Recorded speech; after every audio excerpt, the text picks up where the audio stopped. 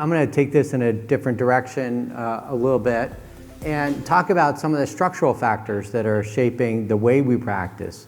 And I would say one contrast or maybe one theme is we kind of implicitly ignore the environment. We ignore the macro environment. We're learning a lot about the political environment these days, but all these factors, as I'll talk about, have been shaping the delivery of healthcare, access to healthcare for a really long time. You know, so for a long time we've seen headlines like this about mergers of this hospital and that hospital, this health system and that health system, and we've seen a huge wave of change in the United States, you know, over our careers. And I want to go back and do a little bit of history. So in Bill Clinton's first term, remember healthcare reform was what he ran on. And Alan Enthoven was an economist at Stanford, had this great idea that Kaiser was working so well in California. What if we scaled Kaiser at a national level? And he had this idea of managed competition. And managed competition was that physicians and health plans would work together to keep patients out of hospitals. Hospitals were expensive, and still are expensive, and we could reduce the cost of healthcare if we keep people out of hospitals. And so that was the thrust of Clinton healthcare reform. Obviously, that died in Congress very quickly, but hospitals got the message. And so what we've seen is this dramatic shift in the delivery of healthcare over 20, 30 years, where almost every market in the US is very highly concentrated with a very limited number of healthcare systems. And that's in response that health systems learned that they were vulnerable to doctors working with health plans, and so they had to beef up in order to have negotiating leverage with especially commercial health plans. And then our friend Elliot Fisher had an idea about 15 years ago. I'm sure Elliot hates that I keep bringing this up, but he had an idea that actually changed the rhetoric, that doctors and hospitals would work together to reduce the cost of healthcare. And he kind of ignored at that time what had been happening on the ground in terms of the delivery system and the consolidation and the impact on prices. And so now all of a sudden we were going to have this combined entity of doctors and health systems rather than doctors and health plans. And the result was this amazing shift in employment over the last decade and a half, where 6% of docs work for hospitals directly in 2012, and now 52% do. I mean, that's just an amazing shift in terms of how we work. And then we have the rise of other organizations such as private equity. And so we've gone from being a profession where we ran our own practices to being employees. And employees, to be an employee in a large organization, a multi-billion-dollar organization, requires an entirely different set of skills that we don't teach. We don't teach. I still am shocked when I do my rounds and talk about the difference between Medicare and Medicaid to our med students. Yes. So they don't teach it at Hopkins either.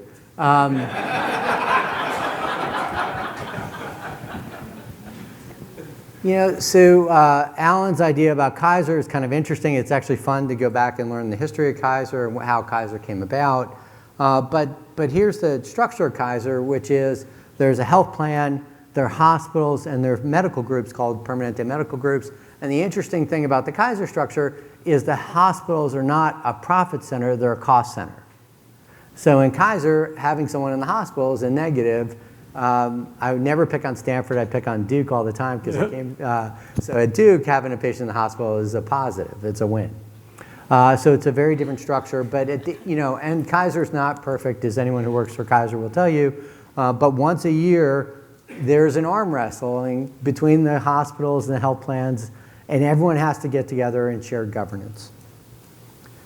And I love this illustration. I think this is from Becker's Hospital Review of health system governance structure. So we're all working in these very large health systems, the integrated delivery systems, and this is from 2017 or 2018. And this is their ideas of the optimal organizational structures for these large integrated health systems.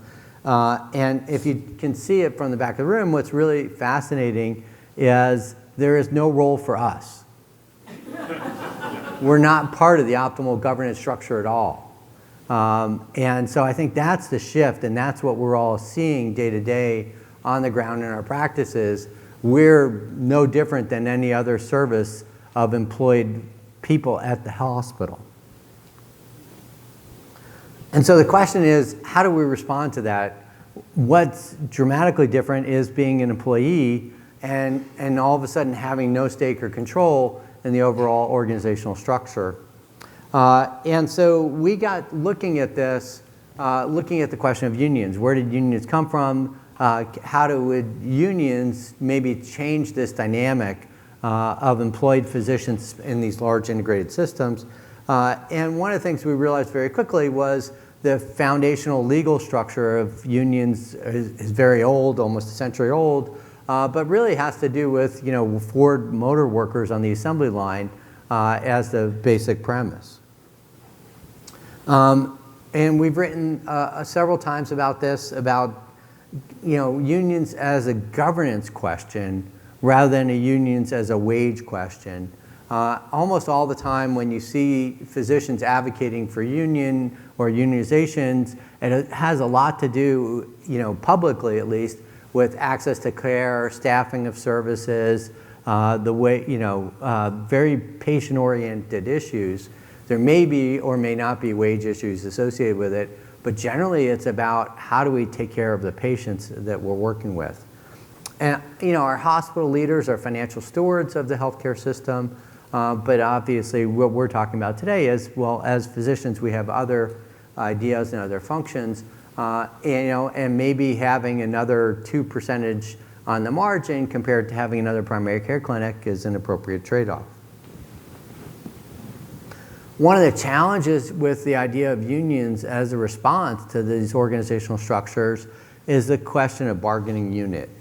And so to form a union, you have to decide who your colleagues are. In joining a union, there's lots of different ways this has happened. You can have single hospitals, physicians joining a union, single organizations, hospitals at one health system. You can have single specialty anesthesiologists at Cedars-Sinai in LA formed a union. You can have mixed models that would be all primary care providers, whether physicians or non-physicians. But what this brings up is that having a union means that you could have lots of different unions. Obviously, nursing's been very effective in terms of some of the governance issues that they're grappling with through unionization, but they all form generally are one group. If we're trying to think about resource allocation between our destination service lines and our non-destination service lines, we have to, the union doesn't reconcile that if the service line people are in one union and non-service line people, destination service line people are in another union.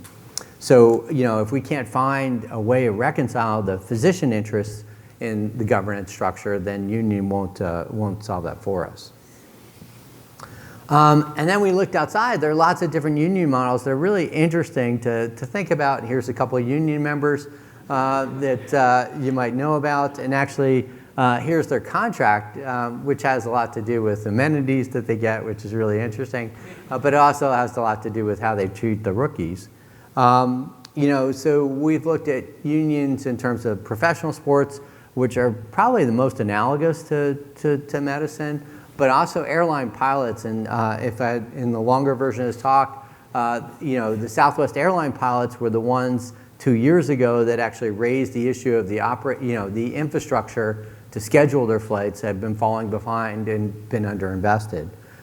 So I think there's lots of interesting ways in which unions could be interesting to help us at least think through some of the challenges that we're facing at a systemic level.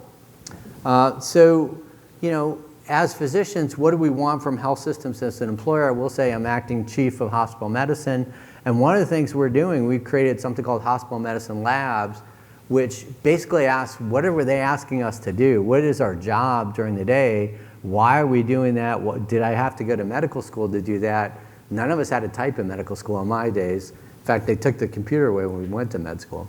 What do we want from our health systems employer? How do we get leverage to negotiate that?